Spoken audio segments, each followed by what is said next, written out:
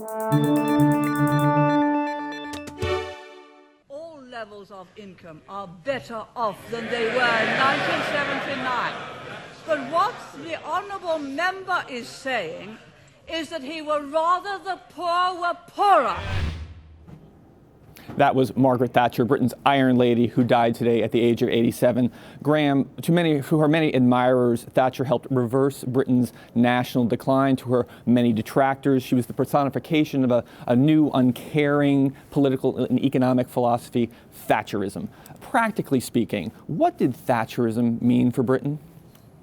She revolutionized Britain. She was a revolutionary. After the decline of the 70s, which was determined by statism and industrial action and slow growth, she opened up markets, she liberalized markets. And the first result was deep depression, recession, unemployment, and she was deeply unpopular.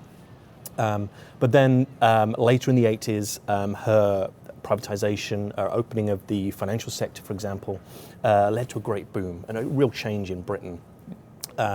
Even then, she was very divisive because it was seen as sort of a coarsening of British culture. You were telling me, you grew up, you came of age essentially under Thatcher. Your dad was a big fan. You were perhaps less so. What was it like? There were riots, the trade unions were striking, and so on. Well, Britain post-war had been in decline.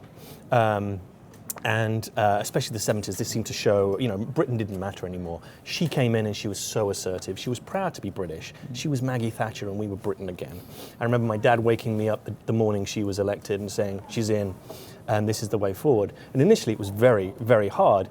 She led Britain into war, which sort of rescued her for the first election. Right. She was not going to win a re-election, it seemed, and then she took Britain to the Falklands War, played on this sort of great nationalism, and secured her power at that point. Right. Yeah, what's remarkable to me is that so many of the things that we were talking about, or Britain was talking about then, austerity, deregulation, the role of government, and we're still talking about it. In that sense, the legacy of Thatcherism, which many people thought would go away with its author when she was out of government in 1990, it has endured.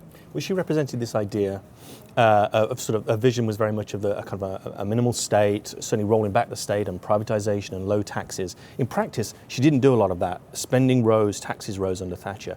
But it was this idea which went to America. She was very much seen as sort of influencing Reagan. Yes. But in Britain as well, after she left, Tony Blair, instead of the Labour Party, instead of rejecting these policies, embraced them. Right. And they influenced Europe, other European countries, the former countries of the Soviet Union as the Soviet Union collapsed. She was there at that time. This idea of the free market sort of spread throughout the world.